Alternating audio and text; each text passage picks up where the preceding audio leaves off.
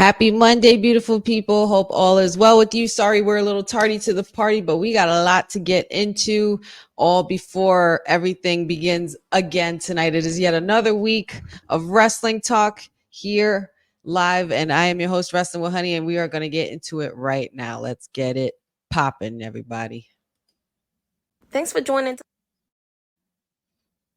10, 9, 8, 7, 6, 5, 4, 3, 2, 1, 0. Women's Wrestling Talk, the #1 women's wrestling network on the planet.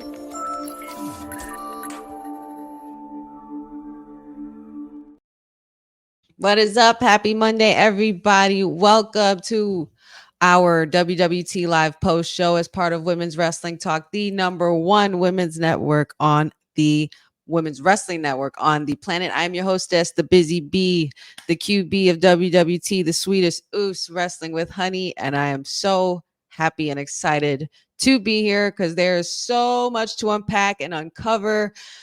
So much happened this weekend. It was Baja Bash in the Bahamas with All Caribbean Wrestling. We had Forbidden Door and Ring of Honor and TNA and SmackDown and Pride Weekend. It's just been a weekend of festivities, and we are pretty hungover from it all, I would say. But I'm not alone.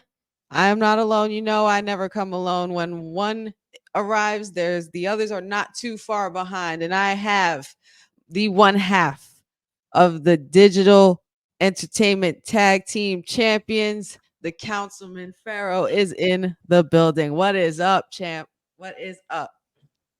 My body hurt. Oh my god, and it's so loud in here. So much happened. So much happened. This is how you know a lot happened. Honey called this the post show. This is what do we what just went off? What just went Post weekend. She said welcome. She said welcome to the post show. That's like, wait, what else came on I missed? Wait a minute. Yes. It's a lot. It's a lot going on. And I apologize ahead of time. And I hope the boss lady doesn't kill us, but we do not have slides for this evening. We're just going to get right into the chat. We're running a little late as it is. Shout out to everybody already in the house. Eric, happy Monday to you, sir. Or should I say Money in the Bank week to all of you. And celebrated your birthday with a new Joe Hendry shirt. Well, we believe in Joe Hendry and we believe in you, Mr. Isaac. So happy to have you and happy belated birthday again. Our producer from the future, Dylan Matthews, is in the house. Always a pleasure, sir. Oh, all right, Councilman. All right. There's some things that we do need to cover, but is there any words that you have for anything that you might have seen that has transpired over the weekend? Man, it was a crazy weekend. I don't even have just one word to accumulate all this stuff, man. Just why did everything happen Sunday? Like it was gay parades everywhere. It was Forbidden Door. The BET Awards was out here. House of the Dragon came out, and they didn't let up on anything. My Adventures with Superman, the new Suicide Squad animated drop. Like I have not really been to sleep. I'm not, we getting ready for this court case with Lola Vice too. Just we've been working. Well, you know what? I'm glad you took it there because let's just get into those stories now. We might as well just get it rolling. There's a tweet that has surfaced or has not surfaced that was made by Roxanne Perez over the weekend, and this is what she claims to have said. Just because I don't shake my ass and scream I'm a Latina in every match does not mean I'm not proud of my culture. You don't know me one bit. ¿Quieres español, pendeja? I'll translate what you'll be hearing at Heatwave. Y todavía la campeona. Roxanne Perez. So she had some words for Lola Vice on the Twitter on the Twitter world, in the Twitter universe, to Lola Vice, and I guess there was some exchange between the two of them, and that was Roxanne's response. Councilman, knowing how we fare about this beef between these two lovely Latinas, how do you feel about this statement being made by Roxanne. And is this on its way to becoming a much spicier rivalry? Yes to that, and also too, I might get my client might fire me because I actually forgot Roxanne is Latina. Well, hello, Perez. And from San Antonio, Perez. Texas. I don't know, just uh, you really are tired from this weekend. I am, but Sue, you know what it is though too. I think that brings up a great point with something that I also saw happen at the BET Awards. Roxanne is right in a way, not to discredit Lola Vice and everything like that, but I think that all of us in all of our ethnic backgrounds, we all of us are different. It's not just a general thing. You know what I'm saying? So yeah, you do got Lola, who's a spicy Latin, Latina that has the moves, can kick your ass. Yes, she has the full package.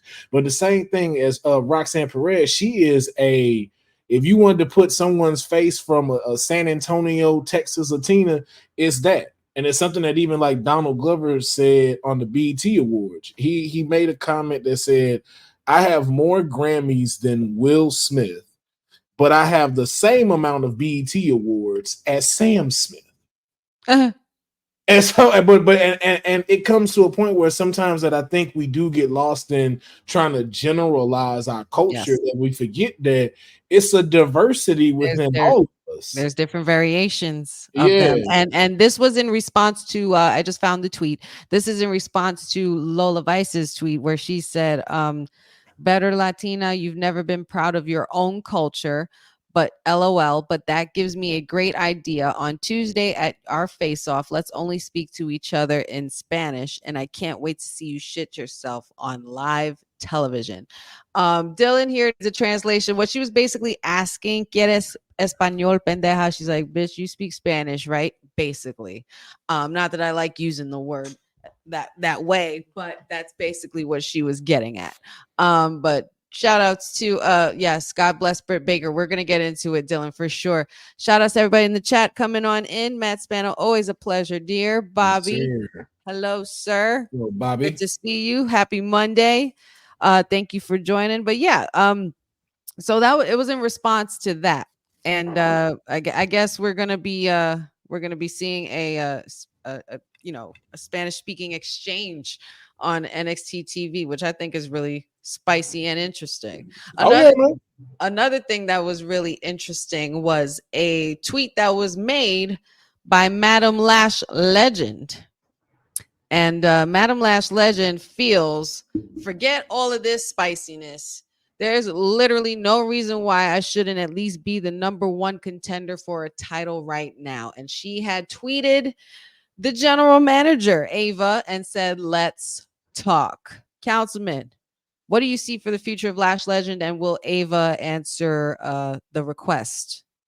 I see yes, and I see her answering where you should be, which is not the NXT Women's title, but the North American Championship.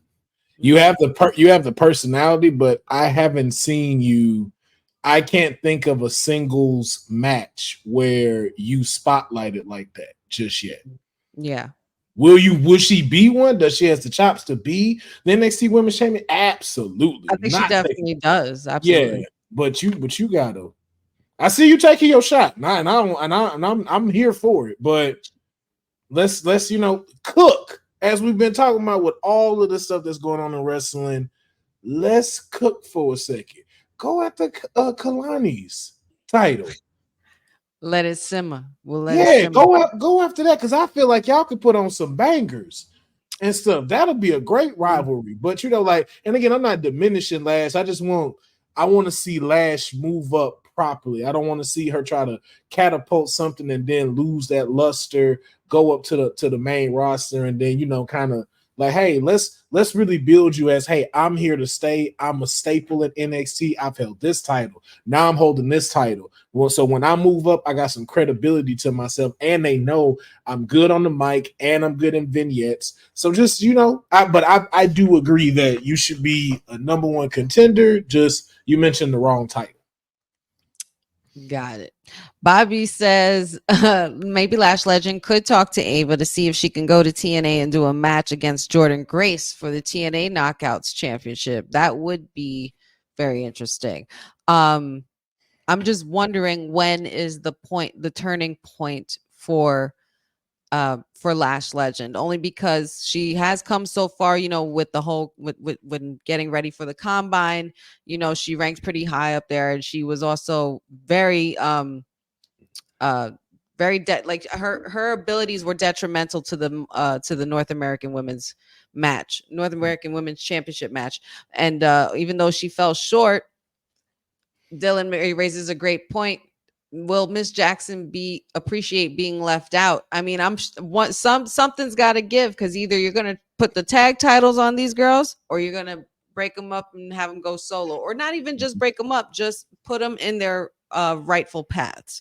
Yeah. Because they both have great abilities, and I think that it's about time that we see Lash Legend shine in a different way, as opposed to always being affiliated with Metaphor. You know what I mean? Like Yeah. Oro Mensa is taking it into his own hands to take care of Ethan Page and get revenge for Noam Dar. He's taking it upon himself.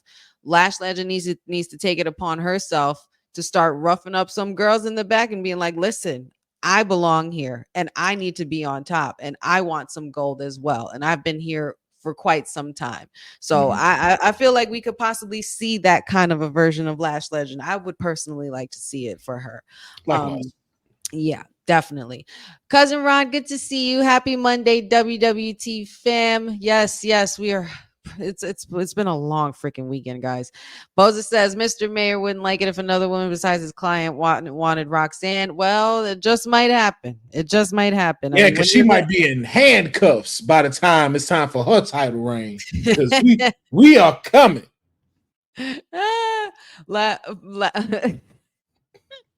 That's right. Yes. In case anybody didn't know, forget the presidential debate. This is the real debate we need to have right here. Councilman versus the mayor. Councilman is raising a very, very serious case against Lola Vice. And the mayor does have some answers for it. And hopefully we will hear from him soon about that. But until that debate, we must move on and the show must go on. Boza says, I wonder if Lash thinks beating Roxanne would be easier than beating Kaylani. Not for nothing, Lash could eat up both these girls and make it look easy if they wanted to book her that way, if she really wanted to. Yeah. That I will say. Yeah. Dylan Matthews, Miss Jackson, I would never leave you out. It's giving Outcast vibes right there. I like that. Yeah. But they have to split them though. That's the thing. And like you said, to your point, honey, I don't think it needs to be like a breakup, but I need to see them not with each other.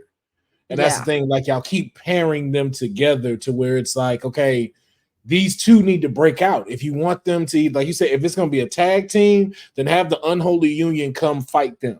Yes. And if it's not, let these girls start having more singles matches to differentiate each other. So then that way, Metaphor isn't just looking like a group. It's looking like a group of strong individuals that's coming together to make some stuff happen. Yeah. Good point. Very, very good point. But I'd like to see it do it in the typical way where we don't see the team split up the way they do, or the Trick Williams and the Carmelo effect, like all of that stuff. Try to do something different. Let's try to do something different. But until then, we'll just have to wait and see. We know NXT is coming up in just another day. To go on with some quick news that is going around. And as of today, Ricochet's WWE contract has reportedly expired, making him now a free agent. And it is rumored that he is engaged. It is not rumored. It is he is engaged also to Samantha Irvin, who we love very much, one of our favorite ring announcers right now, besides, of course, Alicia Taylor. I mean, they're all doing great. Yeah. Fightful noted that Irvin is expected to continue her position in WWE, and rumors are going around that Mr. Ricochet is going to head to AEW. What do you think of that possibility, Councilman, now that Ricochet's contract has expired? And do you think he goes to AEW or does he go somewhere else? I think AEW is smart because I think after what I seen with Forbidden Door, and we're about to talk about that in a little bit, Ricochet finds himself at a pivotal point where this can really work in his favor. Because as you know, as we talked about in the last live, they try to tell their stories through wrestling and not so much promo. And I think those were kind of some of the things that Ricochet was I don't want to say lacking, but I don't think that he was at the top of the class when it came to the cutting promos, to the vignettes, to getting the crowd behind him when he speaks, instead of just his moves. And because that's what and they used to call him like the human highlight reel, the walking cheat code. I think with the way that they're moving right now at AEW, this works to his benefit because if you saw the main event of Forbidden Door, replace Will with Ricochet, and you still finna have these same effects that's going to be seen. And he has more than enough people in there that he can work with to that point to give 5-star matches, as opposed to WWE stars that, don't get me wrong, like they put on great matches too, but we know like it's the entertainment side they're more focused of rather than the entertainment within the match. And I think it's a good look for Ricochet to be there for like, and I don't know how long his contract is going to be, but really try to get some headway within the next 2 to 3 years, and then can potentially be brought back. Because I know Triple H does still consider him like one of his favorites and stuff. So I don't see that door being closed for him to not come back. Okay, interesting point. I mean, obviously, we know that Ricochet has a lot of extensive history with some people in AEW, names like Swerve and Will Ospreay, who had a banger of a main event match over the weekend, which we will talk about shortly. But if he does sign with AEW, it is rumored heavily that he could appear as soon as this Wednesday for their episode of Dynamite with this contract expiring. So we'll just have to wait and see on Wednesday and see what happens. But we have some thoughts here in the chat. Oh, Jacob, good to see you. Thanks for coming on in. Bobby says, I think Ricochet could go to TNA or NJPW. Dylan says, Boza says, I would have guessed him going to TNA, but Councilman is right. Ricochet is in the best spot to go to AEW because of fake TK spends on all the matches to tell stories. Dylan says Ricochet just needs to get his beak wet, do his thing, then come back home and get booked like the damn star he is. I couldn't agree more. There's quite a few stars that I feel that way about, that they really desperately need to come back home. Malachi Black. Dylan, sorry, I had to sneeze, girl. Dylan says fake TK gonna sign that man for 15 years, and we all know it. No, Ricochet's gotten more smarter with that. Like I think, like Ricochet knows his worth. The only thing is, it's you know what it is. It's kind of like a Dijak. Like it's just hard to like in that particular company. You have so many people that you need to make sure to get the approval of. It's not just the fans. So it's like creative has to be like, oh, okay, yeah, I want to invest in moving you to this and then having you take up this screen time to get you here. Oh, I also have to make sure the people upstairs who are putting the money behind it when these matches come are cool with us putting money into rechanging your character and moving you here. And I think that is a lot tougher in WWE than it is in AEW. And I think folks like Dijak and folks like Ricochet, who needed a slight change, got put on the back burners of we'll get to y'all. But it's just like, yo, the more you keep saying we getting to you, y'all turning their stock down. Like you making Dijak look like a joke. Ricochet is always taking the hits. You brutalized him to make Braun Breaker go up, and you've just been doing that to him the entire time. And it's just like, yo, Ricochet's put on the weight. He's put on the time. He could have literally been Swerve for the WWE. But because of so many plays and so many layers that you got to go through, it just wasn't that time. And I think he made the right choice to go. And I think he still could go do things in Japan, being signed to AEW. I could see him doing Japan matches as well. Yeah, for sure. I could totally see that for him. Dylan, I know I need to get some allergy medicine for those summer allergies because they just keep hitting. And I think it's like something in the air that fake TK just keeps putting around, especially after every pay-per-view. But I don't know. I digress.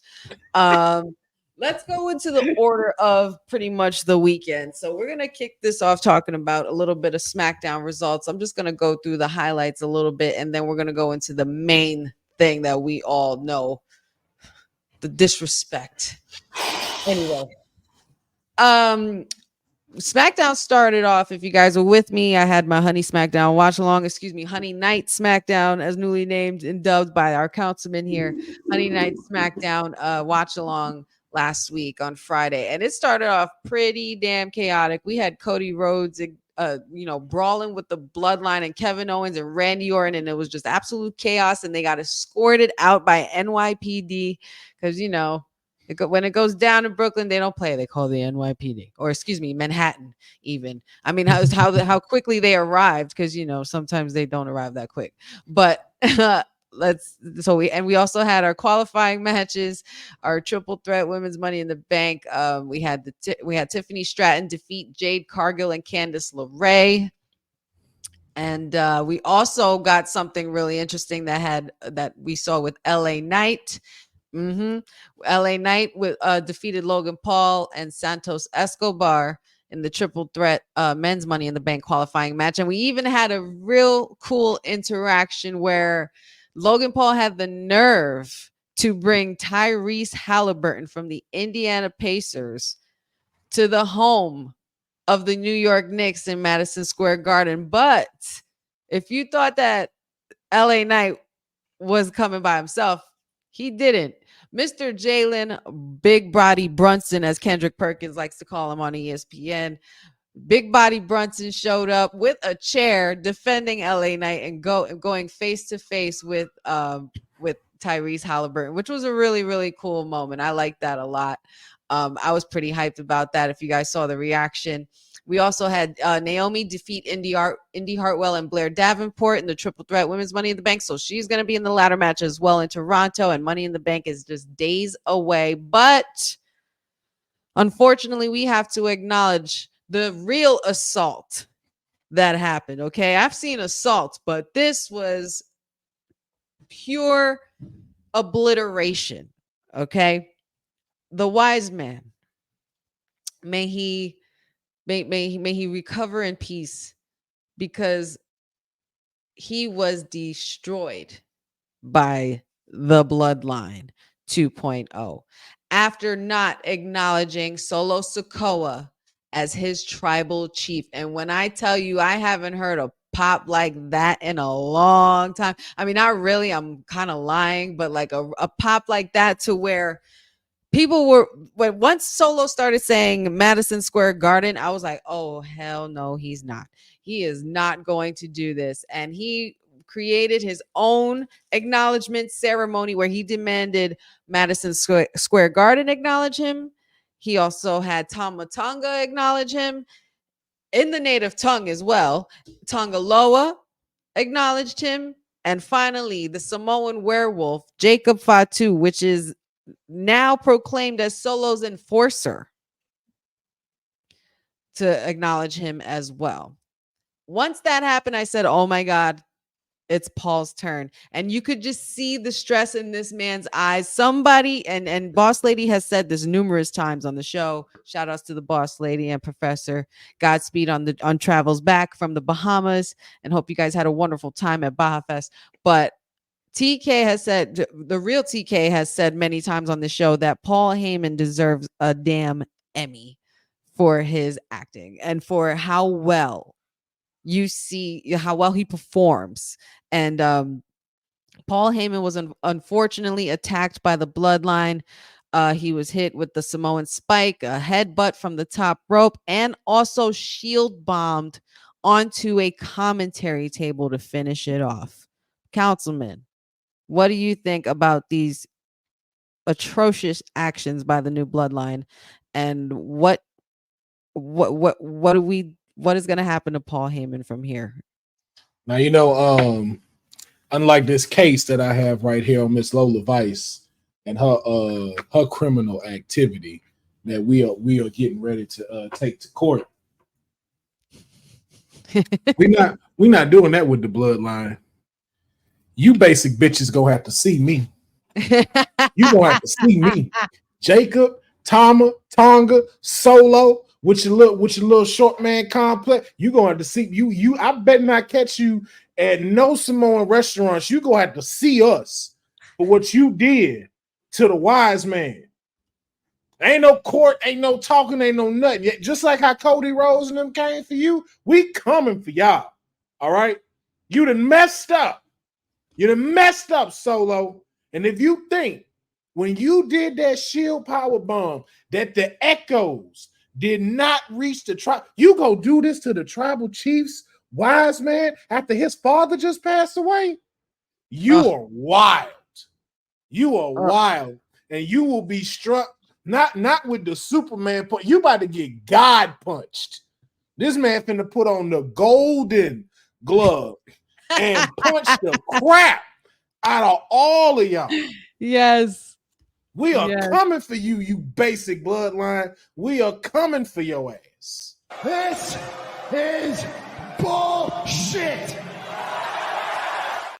I'm the tribal chief around here. Yeah, you see me, the tribal chief. That's right. Got my homies stressing. Always acknowledge your tribal chief, because Solo is not our tribal chief. Not my tribal chief. You're not having it.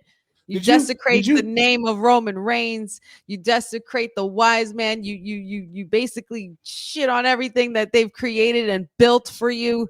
The nerve of you Solo Sikoa. You got too much ego, Solo. You don't have enough of a hairline and a lineup for you to be acting that way.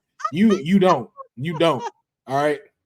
You got the basic barber haircut. Your suit don't even fit you. You out here using Bray Wyatt's gloves. We see you. I'm calling you out, Solo. Yeah. This why? Because you got baby complex. Because you the littlest out of all of them. All the Usos, all stuff. Ain't got no gold, no nothing. You go. Did you see when you showed the clip of Roman Reigns how youthful Paul Heyman looked? The happiness. And then we saw this man on SmackDown. He looked like he finna be on the dark side of the ring. Because of you, Solo. I cannot wait till our tribal chief returns and push you on your ass. Whoops that ass, bro. Lets you know who the real tribal chief is here. And I know sometimes, and I know us as commentators and co-hosts and content creators, we gotta be, we can't be biased. But in this case, that's it. You put your hands on the wise man. You done messed up. Up. They tell us not to be biased. I'm finna be just like The Rock. They tell you not to be biased. Fuck that.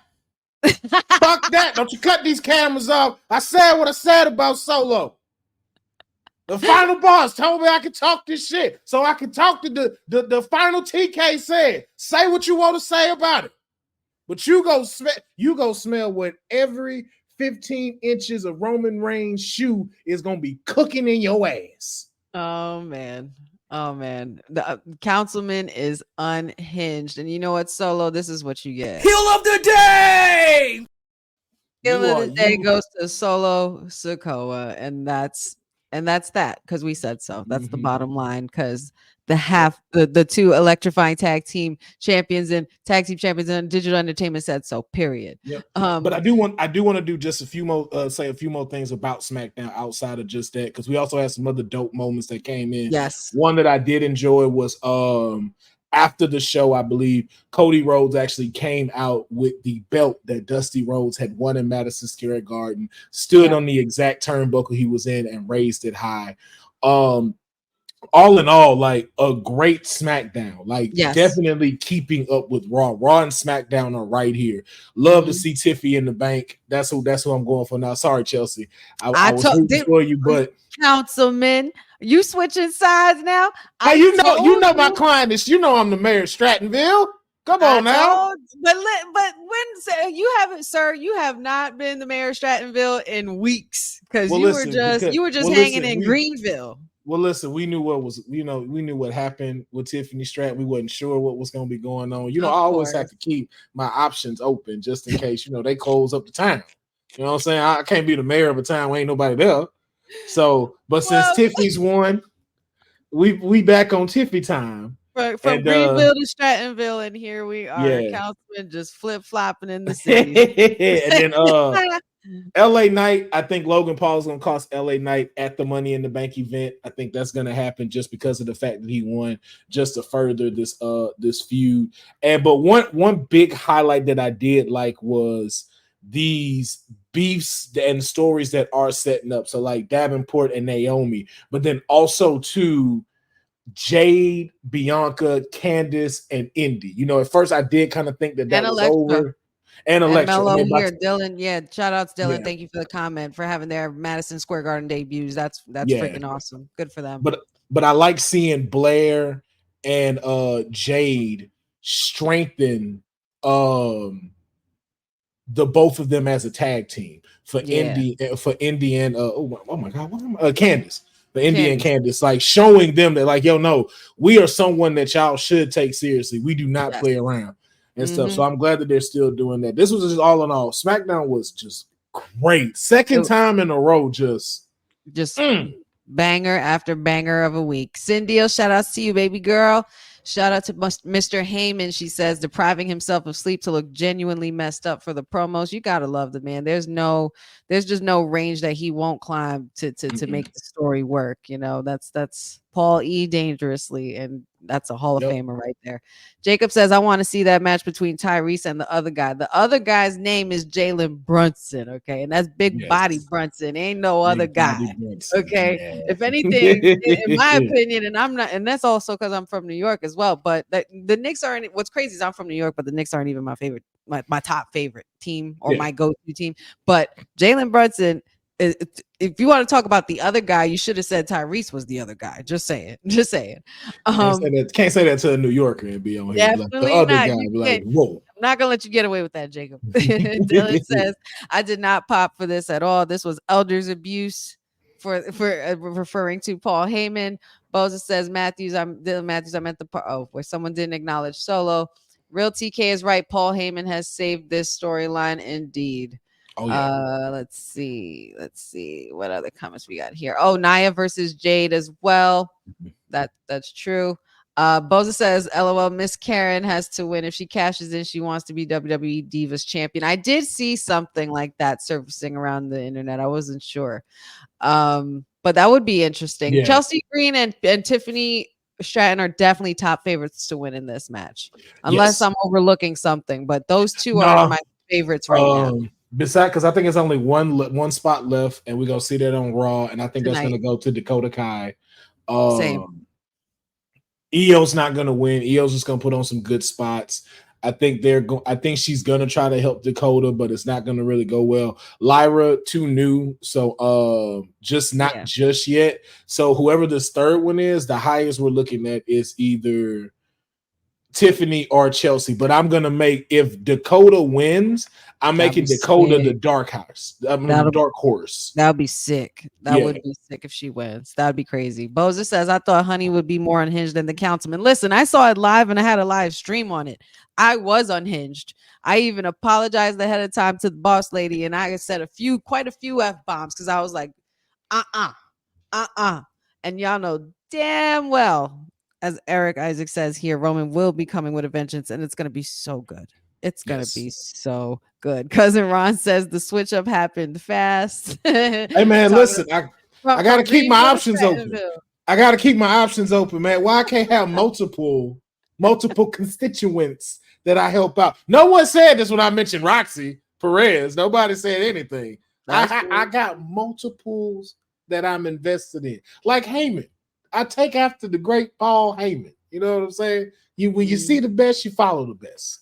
Period. Tell him, Councilman. Dylan says, if Money in the Bank wasn't in Canada, I would say Tiffy, but I think Chelsea Green is taking it. You know, sometimes the hometown heroes never win, though. Just be careful with that. Boza says, the question is, do we get Bayley versus Nia Jax at SummerSlam, or does Bayley get beat before SummerSlam? Listen, Queen Nia, y'all messing with my girl. You're poking the bear. You're poking the bear, and you're gonna piss her off. Just saying, including that young young man that was sticking the middle finger up that caused my screen to go black. It was a really weird interaction with Nia Jax, but she was coming out and the kid literally had the middle finger right in her Yeah. face and they had to black out the screen. Oh, parenting. I see it do though. better for those. Yeah. Do better for your kids, man. Yeah. Do better for your kids. Don't be doing Teach them that. some respect. Exactly. Have some decorum. Cynthia says, I'm just sad to see Heyman probably won't be around until Roman returns, which is probably true. Jacob says, sorry, I was trying to write his name because I didn't want to get his name messed up. No, I got you. No worries. I was just messing with you anyway. Let's see. I think Io or Kai wins with a Kyrie interference. Ooh, she's talking about the destruction of damage control here. Is that what you think is going to happen? That's interesting. But I'm not sure that's going to happen. I don't think that's going to happen. That's why I say I put Dakota as the dark horse. Like, right. I see like the same way Bailey got Io to win, Io passes it over and gets Dakota because technically Dakota right now is the leader of damage control. And Io's got a lot going on. She's going to be traveling real soon. So she's got a match in Marigold. So we'll see what happens with that. But let's just get into really quick since we're away from SmackDown a little bit. There was a pay-per-view this weekend. There was a Forbidden Door. There was a huge pay-per-view called Forbidden Door by AEW. And 13 matches, y'all. Yeah. 13 matches. That's a lot. I personally didn't see it all. I didn't see all the details. I did see some clips online, and I do know what mostly around what happened. So we're going to breeze through some of these little matches, and we're going to go into the big ones that really took the night. Let's see. We had our first match, I believe, was Serpentico versus Kyle Fletcher, and they pretty much had a little one-on-one, and they had Serpentico. Let me see. Yeah, Serpentico obviously, not obviously, but he came out on top against Kyle Fletcher. The turnbuckle brainbuster for the pin, and not bad. That's not a bad way to end the match. But after that, we had the 4-way tag. I hate that they still do this to my guys, man, because they deserve so much better. Had the House of Black, which had Brody King and Malachi Black versus Kyle O'Reilly, Tomohiro Ishii versus Private Parry, which was Isaiah Cassidy and Mark Ken, versus NJPW Strong Openweight Champion Gabe Kidd and Roderick Strong, with the Ring of Honor World Tag Team Champions Matt Tavern and Mike Bennett. That's a mouthful right there. We also had Willow Nightingale and Tom Nakano versus Chris Statlander and Momo Watanabe with Stokely Hathaway. Who came out on top with that, Councilman? Do you know? I think Willow and then won on that one for the 0 hour. Excellent. Well, not bad for Willow. I mean, I'm not sure what they're doing when she goes from being the main eventer to then being the third. To 0 hour. I don't understand that. I really don't get it. These are the things that we question, fake TK. These are the things that we continue to question with you. Not to say that this was a bad pay-per-view, because there was a lot of cool moments. It was, but I think they should also take from WWE. We do not need 13 matches. Like Mariah May and Saraya did not need to have a match. Even for the 0 to 4-way tag team match, because there wasn't a lot of story developed to have that, it wasn't needed. Even with Willow, I think y'all should have allowed her to stay stepped in the back, and then let her regroup. These were all pre-show matches too. All these are pre-show matches. Even the Owen Hart Cup. Yep, and that was between Mariah May and Saraya. I don't understand that. But the first official opening match for Forbidden Door was MJF versus I don't know how to say this. I don't want to say it wrong. I'm going to butcher it. Hechicero. I'm going to say. That's all I'm going to say. A masked wrestler. There you go. Okay. That guy. Okay. I haven't kept up with AEW guys, so please forgive me. MJF did leave with a victory, but he did not leave in the best shape. So we'll see what transpires from that rivalry there. All-Star Trios match, the Elite with Okada and the Young Bucks, versus the Scissor Ace and the Acclaimed, which we saw the president of NJPW join the Acclaimed over the weekend. You Nope. could proceed, Councilman. What are your Nope. thoughts? Nope. Didn't No. need to happen. Another one of these are just like, mm-mm. There wasn't And even like, they pinned Tanahashi. yeah. And that's why I'm just like, it's just, again, it's another thing of just like, I don't know why Cody left AEW, but it's now becoming more clear that if it had someone involved with it, it had to be the Young Bucks. Once it had to have been something to do with the Young Bucks. Because dope, you did get it correct. Yeah, thank God. there wasn't nothing here. There wasn't no story development. There wasn't no story being told in the ring. It's literally just 8 guys in the ring just taking up time. And yeah, which has always been my problem with AEW for the most part. It's just more of the same thing. Unfortunately, it was amped up to be something pretty big, especially when Tanahashi came up on the screen for the challenge, but there was no depth to the story. I understand you want to tell stories in the ring, Tony, but for God's sakes, you have to pay attention to the details of it. It's like kind of like when it's kind of like when you're filming a movie and you're shooting a scene, right? You're shooting a scene in this one spot, this particular moment, this particular thing, and then you say cut. Then you got to go back to that, revisit that scene again. You got to make sure everything still continues the same way for the continuation effect to make sure it still flows good. Because say if there was oh, that light wasn't this way or that light wasn't this way, you still have to correct. It's just so many details to that. You get what I'm saying, but I get what you're saying. And then somebody coming in like, hey, by the way, I know we finna reshoot the same scene, but we gonna throw the Rock in there because he's out here today. Right. Y'all can make that work, right?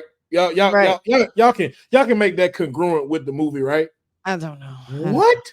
No. Hey, this is a children's story. What are you talking about? Yeah. It's like, just throw them in there. We'll make it work. We'll make it work in post. Like, first off, the Acclaim and the Young Bucks, no story there. Haven't developed no story between them. Random tag team facing the Young Bucks. The President and Okada, great. That's something you could have told there. That's something I would have liked one-on-one. I would like that just one-on-one. And no kind of story was told. They act like Okada wasn't even from New Japan. Like Okada been here at AEW. It was like, it was like everything we knew about these two people from what we knew from, they did not put that in the ring. Wow. Oh, well, I'm kind of, I'm sad that I missed it because I really did want to see it, but your girl had to make some money and work over the weekend. So I couldn't really get a grasp on it, but from what I'm hearing, there were some little highlights. I thought this would have been something that would have came out of that in the highlight conversation, but obviously, according to the councilman, it did not. You guys, let us know what y'all think in the chat. There's a lot of really interesting comments here in the chat. Let's just see. Boza says they added a ROH squash match between Kyle Fletcher and Serpentico. Watched up. Dylan Matthews says, I watched up until the TNT match, which apparently that's where it got good. That's apparently the same thing that I'm hearing. Yes. Willow didn't even get the pin, which I found interesting. That's crazy. Didn't need to be in that match. They could have gotten someone else for that match. Wow. Bobby says House of Black, Brody King, and Malachi Black should go after AEW Tag Team Championship. I don't think they should. I think they should do everything to get out of AEW, quite honestly. Come on home. Please come home. Come on home. For real. Boza says Mariah versus Saraya was an Owen tournament match. Mariah advanced. Now she has Hikaru Shida on Wednesday. Which I don't think you should have your Owen Hart tournament matches at your pay-per-view, especially in the 0 hour before the show starts. You should keep that within your main programming so we know things like that. Like for us, because if we didn't watch 0 hour, we're not going to know this. That's true. That is very true. Boza says as I call them, the jackasses of AEW, beat Scissor Ace. Why fake TK made this match, I don't know. Looks like he's in agreement with the councilman. Sandio says Tony Storm, Mariah, and Mina Shirakawa were the highlight for me. See, Yes. they were. I didn't see exactly everything in the match, and this is probably why I feel this way. But I hate that the highlight that I did see is this damn kiss. What is the point? TK, what is the fake TK? What is the point of you getting at this? Like, I understand there's a certain demographic, there's certain, gentlemen that, guys, but you know what? It's about wrestling. I don't want to keep seeing these girls kissing each other every day a week. Like, what kind of story are we really telling with these three? Apparently they did put on a great match though. No, apparently they did. it was a banger. But No, I'm they just did. saying, I could do without the damn kiss. I would have much rather liked to see a video of some of the highlights and the moves that they were doing in the ring, as opposed to the damn kiss, because they made it seem like that was the most important part of the match. I think too, it's supposed to be more of like a form of respect, because like we normally see Tony kind of like not respect a lot of the people that she fights. It's just kind of like, yo, I am the timeless one, I'm this. But to have someone that like, and again, they did serve in this match. Like, I give their match like 4 out of 5. Like, it was a great match. But this is like, to your point, this is where fake TK, where storyline is important. If she's timeless Tony Storm, they did not do that in the 1920s. Now, if you did it to where it was the kiss like this, and they and they exchanged with each other, then that would have been fine. But this whole triple kiss that you keep trying to get, it's like, yo, this ain't the Attitude Era, and you ain't even doing it right. Like, know your character. God bless Mariah May, says Dylan. Young Bucks will always have my vote for what they did to fake TK. I mean, that's probably the only thing I can say that was different. That was like, oh, we're going in this route with you guys. Oh, okay, cool. But everything else is just else is just downhill. You can tell you're signed. You own a part of this company, and you're allowing it to be shown. Yep. Boza says, amen, honey. It feels like the AEW Women's Championship is an afterthought since Mercedes showed up. The kiss was the damn match. And the match was good. That's why I was just like, yo. And I'm not here to discredit anybody's talent, because I know all of these. I know all three of those women have stellar abilities in the ring. But why make that the thing? Like, why make that the thing? I don't know. Maybe it's just me. Because it's like, it's supposed to be women's wrestling. Women's wrestling. You say you have the best women's roster and best women's wrestling in your company right now. You're not proving it by doing stunts like that, because that you're not doing it. Or the fact that you only have 4 out of the 13 matches be women, and 2 of them are during 0 hour. Hello. So what are you really doing? What are you really doing? Preach, councilman, preach. We had the men's. Let's just move on from there. Men's Owen Hart Foundation tournament quarterfinal. The American Dragon Bryan Danielson versus the Rampage Dragon Shingo Takagi. Let's see. Winner faces the Bastard Pack this Wednesday on Dynamite. Danielson. He picked up the victory. Yeah, so Danielson seems to have come out on top, which I guess a lot of people are cool with, because it was cool. Yeah, they gave us what you expect Daniel Bryan to give you. Like it was, Bryan Danielson, excuse me, to give you. Wasn't a bad match. Wasn't a highlight of the pay-per-view, but it gave you what you needed. Like it's not one of those like, this did not need to be in here. Like, this was one of those like, okay, cool. Now we can go to the next one. So I give him 3 out of 5 for that one. Right. Well, okay. I might have to, get on the Fire Stick and watch this, I guess. Because they gave a couple bangers. Timeless. We had the AEW Women's World Championship match, which we just talked about. Timeless Tony Storm with Mariah May and Mina Shirakawa. And we know that Timeless Tony Storm came out on top because she's still a champ, which is fine with me. That's fine with me. But I just don't know where they're going with the constant kissing and what their story is going with Mariah May. Is there going to be a betrayal? Is there not? I'm waiting for that. I'm waiting for that moment. It's like this is like the longest cliffhanger ever. Right. But I digress. Zack Sabre versus the freshly squeezed Orange Cassidy. I didn't really see any highlights from this match. But a lot of people were chanting, "This is wrestling." Apparently, yeah, no, it was no, it's kind of like the Bryan Danielson match. Like they gave what they were supposed to give. Like it was if you were there, because I had a few people there at the pay-per-view, being there was way better than how it was shown on TV. I'll say that. Like, but it gave what it was supposed to. I would say 3 out of 5 for them. God, there's so many matches that happened, but Orange Cassidy did not come out on top in this match, and he got actually submitted in this match. That's a surprise for me. The trios battle, FTW champion, the Learning Tree, Chris Jericho. I mean, do we really, Chris Jericho? So I will say this. Redwood, yeah, go ahead. Big Bill with Hook, Samoa Joe, and Katsuri.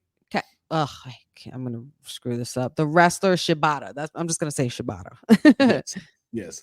I will say the only highlight from this match. Again, this is one of those like didn't need it but didn't mind it. Okay, it was one of those matches. Didn't need it, didn't mind it. But what I do like though is the difference in what you saw about how people really feel about this company. So again, I don't know too much. I don't know too much to speak about Jericho if it's ego of why he's still here or if it's just the character and stuff. Yeah. But I do like how you can see of like how Big Joe is a real player for everybody and how he really does give a care about wrestling and can put his ego to the side. Because of what I found very impressive was when they all walked out together, he let Hook be in the middle and he took a step back as they came down, letting us know that like, hey, I'm invested in the future of wrestling. This guy is a star. This guy is going to be somewhere. Let's put him in the forefront. We're here to support him so he can potentially get his FTW title back. And I give big respects to Samoa Joe for that. And that's why it's just like, yo, that's a lot of stuff people you don't normally see. And when you do get to see it, it's always a beautiful thing. But it was like I said, it was a cool match. Like it wasn't one that was needed, but I'm not mad that it happened. Yeah, I think the surprising part mostly was the fact that Hook beat Jericho with his own move. And Taz even made a point to say that Hook ended the match with hitting Jericho with the Judas effect elbow, and he pinned him for the win, and he stands on top. TNT Championship ladder match. We had Dante Martin versus El Fantasma versus Scapegoat Jack Perry versus the Alpha Takeshita Leo Rush versus Leo Rush versus Mark Briscoe as well. That just sounds like a mouthful. There's just this just seems like oversaturation. Just even announcing it. But the winner and new TNT championship, the new TNT champion is the Scapegoat, Jack Perry.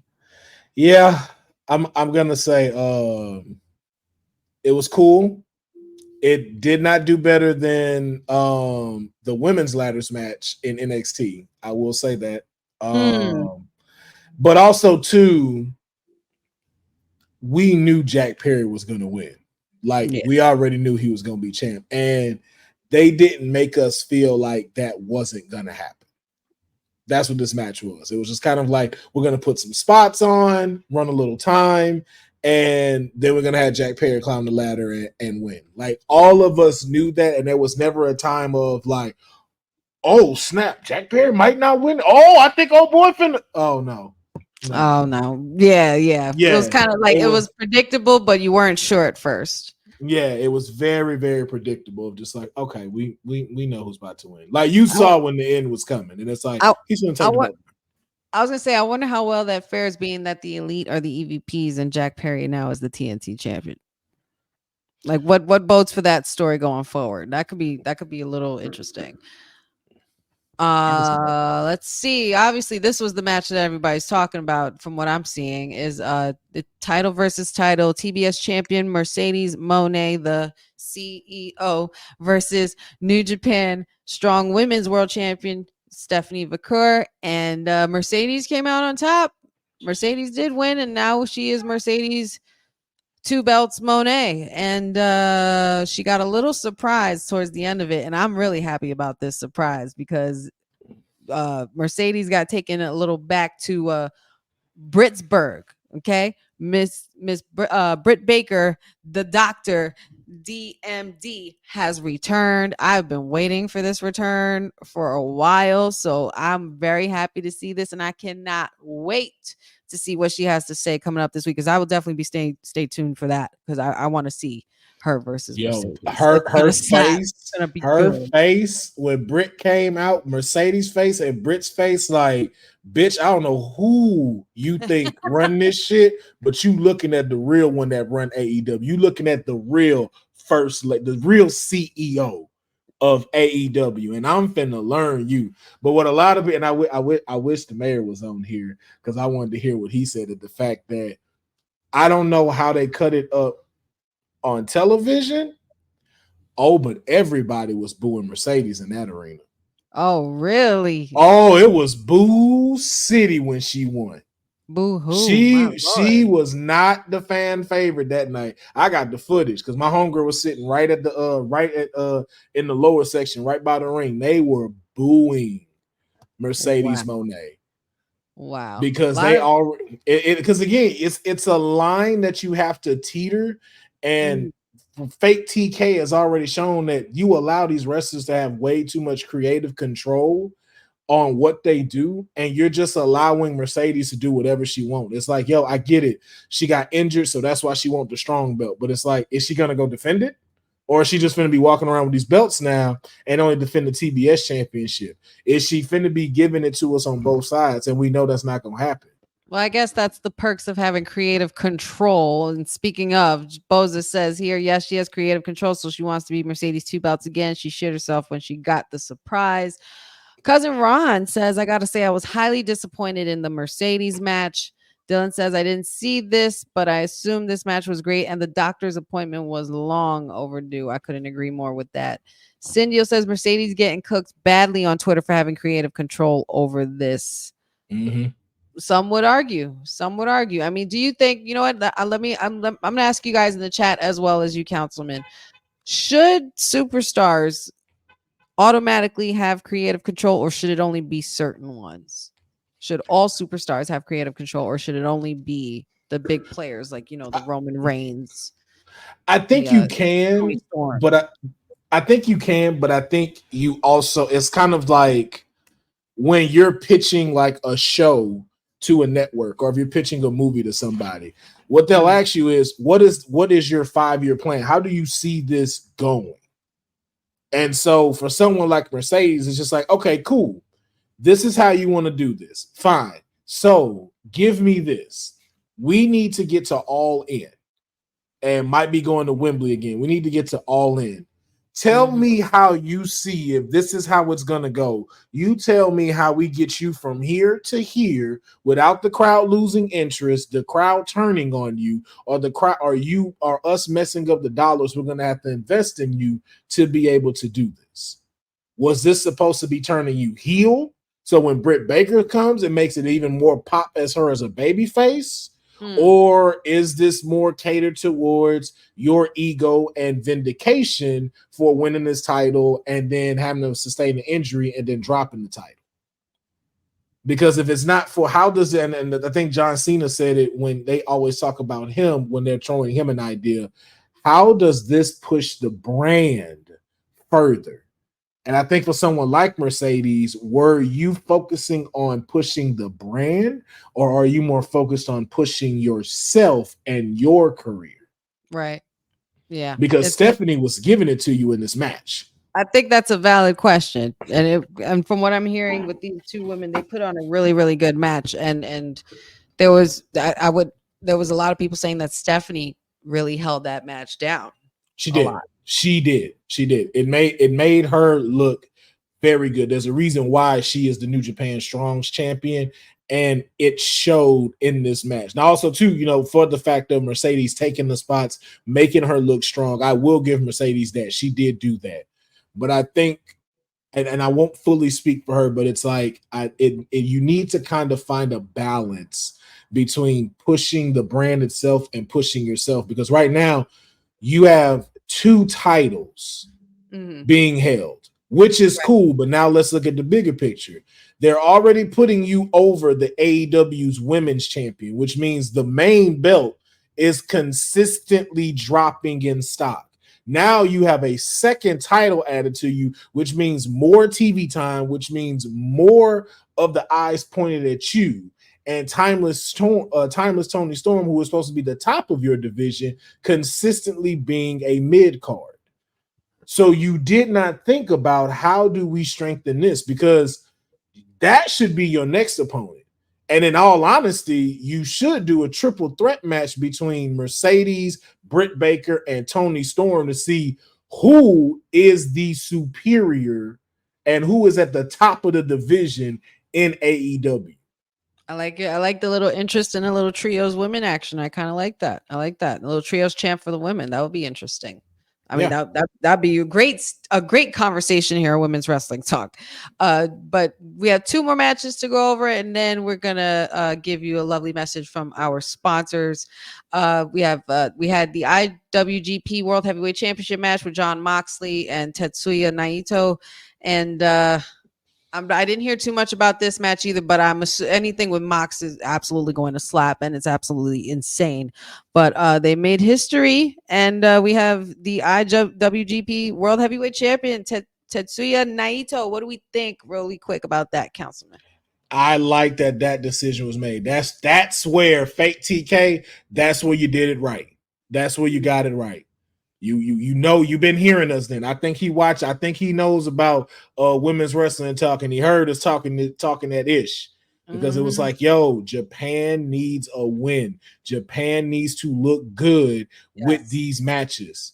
And for Jon Moxley to have it fall to Naito was very good. And don't get me wrong, I'm glad that Moxley got it, because I know that's the championship that he's always wanted, and he represented it proudly. He worked it over in both divisions, from New Japan on to here, and I'm glad that it fell to them, because that lets you know, okay, it's back in our camp. This is who we're looking at, because Tetsuya has definitely, I feel like, taken the spot of Okada and in New Japan, especially as being that person, and I'm glad that it happened here. So big shouts out to Jon Moxley for that.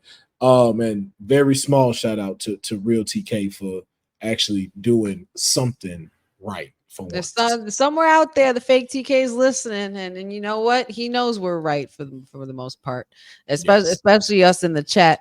Dylan says Jon Moxley dropped the Divas title for Chelsea Green to pick it up and run with it. I am so done with you. Cousin Ross says, is this the reason not too many people NJPW stars went over? Because the big one was going home. That could quite the opposite. A lot of them didn't want to participate because of what had been happening and transpiring. Like some folks have tweeted out about it and said, like, you know, they think just like how it's being treated, but a lot of them just didn't really want to participate, just because if we're going over here, if we're about to take this over 10-hour flight to get over here just to make another company look good, like, nah, I'm not feeling that. And Eddie James makes a good point. Good to see you, Eddie. What do you guys think of AEW going to the Tokyo Dome at the beginning of next year? I think it would make perfect sense, especially if you're going to have the title on Naito. So have him defend it at the Tokyo Dome. It's going to be huge. Yeah. And then finally, the match that everyone is talking about. Now, this I've seen some highlights for. It was the main event. Finally, we're here. The main event. The Aerial Assassin Will Ospreay paid tribute to Hayabusa with his entrance gear, which looked really awesome in the pictures. Swerve made a great entrance as well, being accompanied to the ring by multi-platinum recording artist Jim Jones. Balling. Love that for him. But according to the internet and the IWC, this match was the match. Both men completely put it on the line, and they were going back and forth, and this was just really, really good. But nevertheless, Swerve remains the champ, which I'm totally for. I'm not against I'm not against Will Ospreay in any way, because I do think that he is one of the main ones on the roster that do bring something to this division in AEW. And shout outs to both of them for putting on a great showing. It's a loss for now for Ospreay, but that doesn't mean that we won't see this again. I could totally see this match happening again. But congratulations to Swerve for retaining, and that was pretty much the results of the Forbidden Door. Let's go into a commercial from our sponsors really quick. Shout outs to All Caribbean Wrestling, and shout outs to them having their Baja Fest this past weekend. Lots of fun things happened, meet and greets and wrestling matches and all kinds of stuff. And we had the boss lady and professor out there hanging out and doing some business with Mark Henry. And it was really cool to see. But here's a message from our sponsors, and we'll get into the final for preview for Raw. Have you heard the news? It's pretty big. I heard from my friend who heard from her friend all the way from the Caribbean. Well, when I heard from my friend, I became super excited. And I think you guys will like it too. WWT now has an official partner, and it's All Caribbean Wrestling, the premier promotion across the Caribbean. Go to allcaribbeanwrestling.com to check out all the latest pay-per-views, or go on the YouTube page at All Caribbean Wrestling. Also, go and check out their socials on Instagram at All Caribbean Wrestling and on X at All Caribbean WR1. Now, you make sure you go and check them out and tell them WWT sent you. You hear me? Shout outs to All Caribbean Wrestling, and shout outs to you guys for always supporting us and always hanging with us in the comments. There's so much energy in here, and you know what?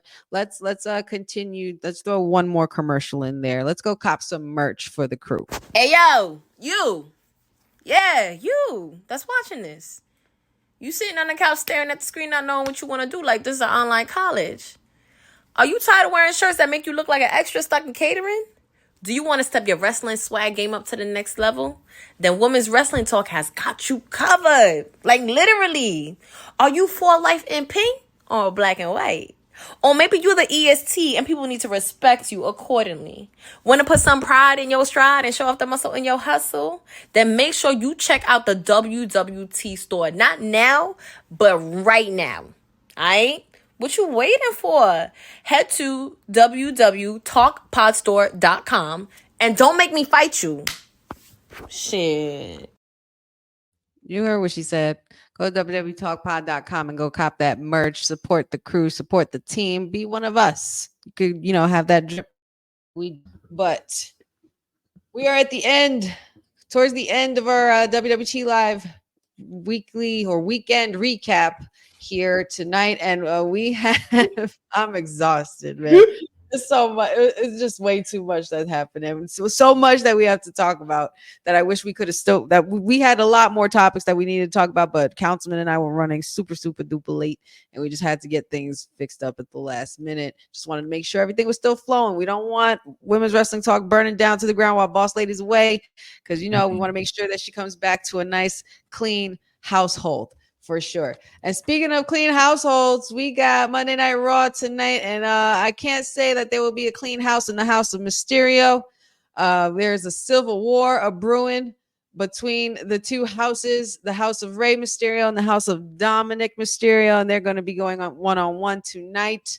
Quick prediction for you, Councilman: who wins, and how do you think it happens? Rey's taking the L. Interference from Liv. And no, I don't think interference from Liv, but I think Dominic is going to win, because I don't think Dominic has beaten Rey in a match yet. Correct? No, he has not. And I was just going to say, I'm with you on the Liv interference, but I'm on the opposite side of the fence. I think after him interfering with the interaction from last week, and she was saying, "Oh my God, you saved me from your deadbeat dad" type thing. I think Dom is going to win because Liv is going to return the favor, because that's her daddy, apparently. Wait, did I say Dom was going to win, right? I thought you said Rey in the beginning. And then you no, I said no. I was saying Dom. I said I think Dom's gonna take it and Liv was gonna help. Oh, okay, there you go. Okay, so we on the same boat. Yeah, We on the same boat. I was gonna say we tag team champs. How we not on the same boat? We gotta Oh be no. That was where I was at. No. That's because that's why I was saying Ray, like he's never beat Ray. It's time for him to be able to beat Ray in the match. Yes. And then Liv being the catalyst to helping that, just like how she did with Finn and JD. Yeah. Exactly. Now it's just strengthening that. Exactly. If she gets gold on Dom, I'm gonna lose my shit. Just saying. Cross, we have a one-on-one match between Karrion Kross and Xavier Woods, and we know that there's been some really interesting interactions between the two of them the last couple of weeks, including Kofi Kingston. There's something brewing and something being insinuated here by Karrion Kross, saying that Xavier Woods has been in the shadow of Kofi Kingston and he's always second best and this and that. Councilman, what do we think? You could just you play my favorite Roman Reigns clip you use for me when it comes to this. Oh Lord, if you don't mind. Wait, is it this one? Is it this one? I'm not feeling it. I'm not feeling it. Dude, no way. This just has not caught my attention whatsoever. Cross? I like Cross. It's just I don't like the target. I just okay. You don't want the New Day to break up. I don't care. Oh. Like that's even like I don't care. They're kind of one of those. It's just like y'all here. Like if they break up, it's just like okay. That's crazy for you. That's crazy, I think, to say, because if they break up, I'm gonna be shocked. Like I think that's something that the world never thought that they. I'm just thinking that that's something that the world would never want to see, because that they're pretty much the inseparable team. The New Day. They're like the Destiny's Child. They stick together all the time. But okay. Wait, what you mean? Man, you know how many versions of Destiny's Child there were? Listen, I'm talking about Destiny's Child, the beginning Destiny's Child. Like their early years were the beginning Destiny's Child, and they haven't really separated. They're in their solo phases.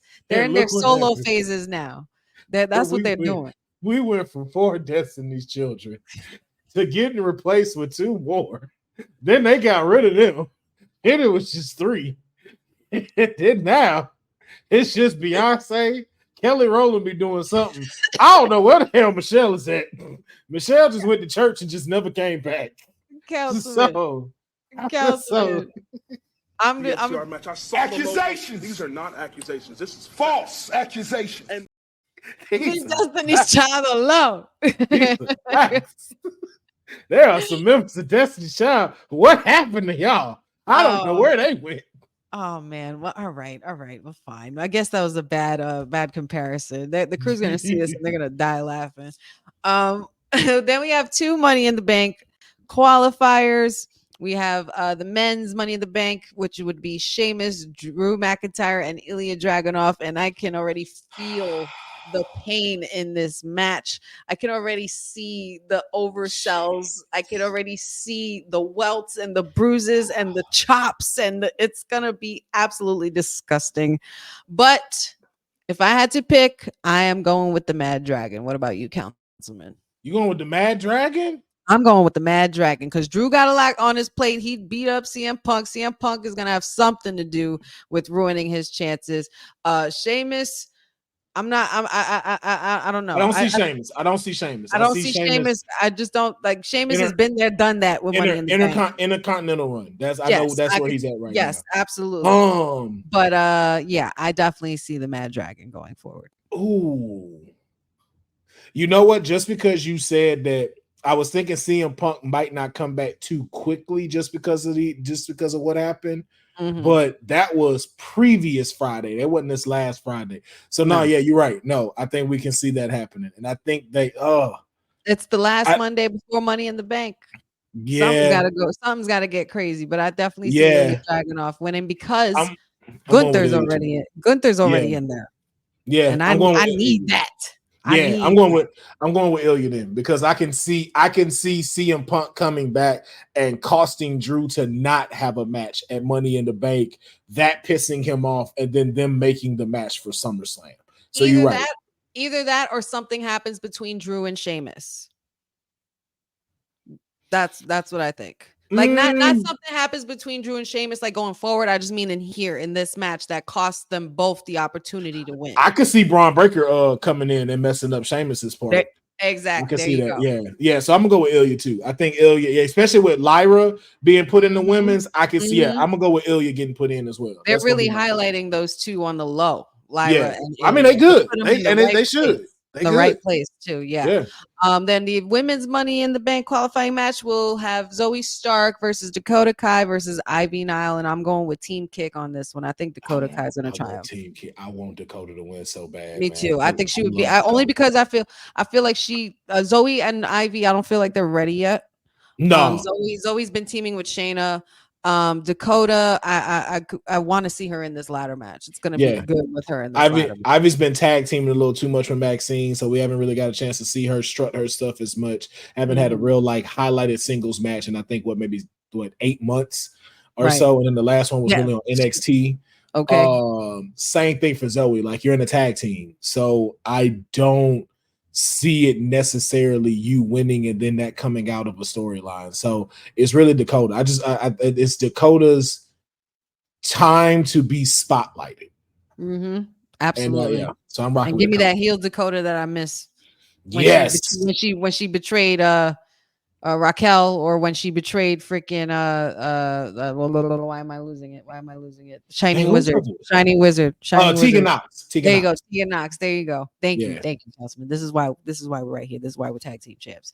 And then we have probably one of my favorite moments of the night that's going to happen. We got my girl, the homie Zelina Vega, challenging Liv Morgan for the women's world champion. And if y'all have been living under a rock, you know damn well who I'm going for. I don't care what storyline says. I don't care what the situation Liv Morgan is in. When Zelina Vega is involved, it's always justice for Zelina Vega. So La Muñeca, I'm going for my girl. I know what you're gonna say, but I'm going because I can't. That's the homie. I can't do that to my homie. I am going to dismiss my logic, and I'm going to go off as the fans. I would love to see the greatest upset of the year, and Zelina wins the women's world championship, and slapping the taste out of Liv Morgan's mouth with a chancla. Right in her face. Pow! But I know this is going to be a good match. Like that is my choice, and whoever wins, I'll put it to you like that. Whoever wins, I believe that no matter what happens, this is going to raise Zelina's stock, and I hope Triple H and Creative does it right. Put that girl back on the microphone moving forward and put her in the forefront of the women's division. Please keep her there after this match. Especially if you're going to put a mic back in her hand. Justice for Zelina Vega, Please put her back as one of the top 5 women on Raw and continue to let her be on there because she is going to need it. And we need it. We deserve it. We need it. The Latinos, we just need it. We need it, and we want it because we want what was rightfully ours. Okay, we needed to see our girl get throned and crowned in her home in Puerto Rico, and it didn't happen. But how crazy would it be that even though she's not on SmackDown and they were just at MSG, she wins in Boston as a New Yorker? How funny would that be? That'd be hilarious. That'd be hilarious. Cindy says, shout out to Asuka. Fantastic to see that she had successful knee surgery. Can't wait to have her back. Shout outs to Asuka. Yes, get well, recover, and take your time, sister. Cindy says, I want to hear Kai's music twice tonight. I'm with you on that. I like that. I straight up think Dom's going to mess it up for Liv. Queen Zelina Vega all the way, says Eric. Matt says Zelina with the upset. Let's go. A lot of people going in for La Muñeca tonight, and we love to see it. Now, the real question, and I saw somebody pose this earlier, are we getting some Wyatt 6 action? It was Matt who said it. Do you guys think we will see the Wyatt 6 tonight? It's Monday. We got a tape last week. We might get another one this week. I'll be happy with another tape, and how we uncover the truth of the redemption of the Wyatt Six and where they're going from here, and how they became what they've become. Considering that we saw Bo Dallas talking to Uncle Howdy last week, will that be the same when it comes to the other members? Will they be talking to Uncle Howdy, or will they be talking with their personas? We had a nice little discussion about this last week on what we think could happen, and we could count all kinds of ways, but I just know we are definitely going to see some Wyatt Six tonight. I think we get another video. Talking to them. I think it will be Howdy talking to the regular ones, like a Dexter Loomis, like Nikki. I think they'll talk to them first, and then why they get chosen to be the avatars that they are. And for Joseph Boza, as much as I know you want to see it, I don't think it's right just yet for them to start wrestling, because if you think about it, if they keep doing these vignettes that they're doing, we still have 4 other people that gotta go. That's 4 weeks, which means that gives us enough time to get ready to move into SummerSlam and for them to pick their target. If you let them start now, it starts to get a little wonky of them just being, and it's going to get stale really quickly. But I'm saying, with that being said, don't be surprised, and I'm saying this now, and we're in July, the beginning of July. Don't be surprised if we don't see the Wyatt Six wrestle until Survivor Series, when it becomes War Games. And we're waiting for this Bloodline Civil War to go down. And then they got bigger problems with the Wyatt Six. You heard it here first. Yeah. And I still think it's against the Bloodline. Ooh. I don't know. But I think I the only reason why I said it is because I think if they're sticking with Raw, let's just say off the thing, they're sticking with Raw. You would need them to go against the Judgment Day. And I think you leave the opportunity of having 2 outstanding War Game matches. Well, actually, if they really wanted to go at it, you could do 3 of them. You could do Bloodline Civil War, Judgment Day versus Wyatt's, and then the best of the best. I would love to see them bring that back just for War Games, Raw versus SmackDown for the women. Oh, okay. And to see who's the better division between the 2. And then in that War Games, you got Jade Cargill, Bianca Belair, Naomi, and I would even say Bayley. Heading that one up. And then for and how many people are in it? Each side, 4 or 5? I would say 4. It's 4, right? Oh no, 5 on each side. 5. Okay, and then I would even throw in just as a heel, either Tiffy Time or Queen Nia to round out them. And then for Raw, I would go Lyra Valkyria, Shayna Baszler, Zelina Vega, and I'm trying to think who else is on there. You got Zoe Stark. You have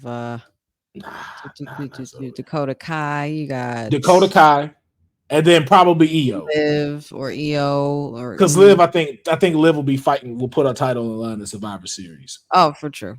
Yeah. If she still has it by then. If she still has it by there. Just saying, because La Muñeca can make that change real quick. But that we'll have to see. Monday Night Raw is going to be starting in 10 minutos, and we cannot wait. Special little nobodies, thank you for joining us. Appreciate you. Cindy says, gotta have damage control, need EO in a War Games match. Always games match, but I mean, we could sit here till we're blue in the face, but I'm gonna fight all these urges, my brother. Every time you say that, it make me do this. I'm gonna fight all these urges, brother. I'm gonna fight all these urges. I'm gonna fight the urge to go on a tangent because we have gone way over time. But that is all we have for today for our WWT Live. We are so sorry again for the tardiness and for the lack of professionalism with the slides and stuff like that. But you know what? We just had to keep it going, and we didn't want to keep you guys waiting. And we appreciate having all of you here. Before we say goodbye, Councilman, where can the great people of the universe find you? You can find me at F them slides. Y'all know, when the greatest tag team and digital entertainment is here. Why would you want our faces small? That'd be my question to ask. Like, why you want us over here at the edge in the big picture? Like the tag team champs of social media are up here. So you wanted to see these faces. I know y'all did. I know there's like, I don't need no picture. Look at them. Come on. Look at these mugs. Come on, man. We are cute, deadly air. We dropped the hammer on these people. Drop them. That's it, because Raw finna start. So I'm done because Raw is about to start. Yes. And don't forget to check out Councilman competing for that big back championship. He doesn't know who he's facing, but just go see him. Just go see him. I put them paws. The tickets are cheap. They're flying out like crazy. Yep. So go check it out. I hope you saw it Saturday because I put the pause on Newport Johnson this last Saturday. That's another reason why I'm tired, boy. I lit him up like a cigarette and ashed him out that night. Newport Johnson, I am so done with you. I cannot deal. Anyway, you guys can find me here Monday, Wednesdays, Fridays with the WWT Live crew.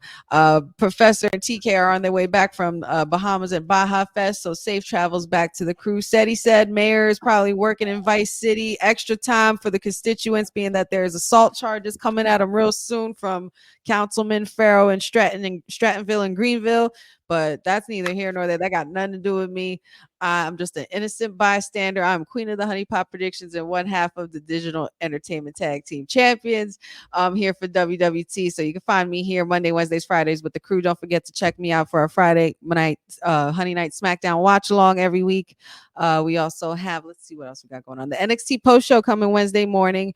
We also have the Honey Pot predictions are back. Finally, check them out on the socials. I got my predictions up for this evening. Check them out really quick. Wrestling with Honey TikTok, Wrestling with Honey Instagram, Facebook Wrestling W Honey, and like and subscribe that YouTube. That's going to be up and running soon. I know I keep saying it, but you know what? I'm learning a lot, and it's a lot of tedious work that your girl got to do. Okay, so I just want to make sure everything's perfect for y'all. That's all I care. That's all I care about because I love making the viewers happy. Shout outs to everybody in the chat. Matt Spano cracking up, Cindy always supporting the face cards, Eric Isaac, appreciate you, special little nobodies. Let's see, Boza, Dylan, Eric Isaac, let me see somebody else, cousin Ron, let me see Eddie James, Bobby, great to see you as always. A pleasure having all of you with us. We appreciate all of your energy and all of the all of the fun stuff you guys bring to our chat room. And we will see you guys on Wednesday for our Wednesday show of WWT Live. And don't forget to check out all things wwtalkpod.com for all of our merch and cool stuff. And shout outs to our sponsors at All Caribbean Wrestling for a successful event in the Bahamas. So glad it went very well. Make sure you guys go check out them all on all of the socials and support. And Go hit up the real TK. Go check out how the boss lady's doing. And if you really want to make her smile, just make sure you send her some Trick Williams pictures while you're at it. We appreciate everybody up in here. Councilman, always a pleasure having you guys. Don't forget, we are Women's Wrestling Talk, the #1 women's wrestling network on the planet. This is the Councilman and Wrestling with Honey signing off. See you on Wednesday, y'all. Thanks for joining WWT. Don't forget to like us on all social media platforms at WWTalkPod. Like and subscribe on all video and audio platforms like yesterday, my G. And check out our website at wwtalkpod.com. Thanks for watching Women's Wrestling Talk, the #1 women's wrestling network on the planet.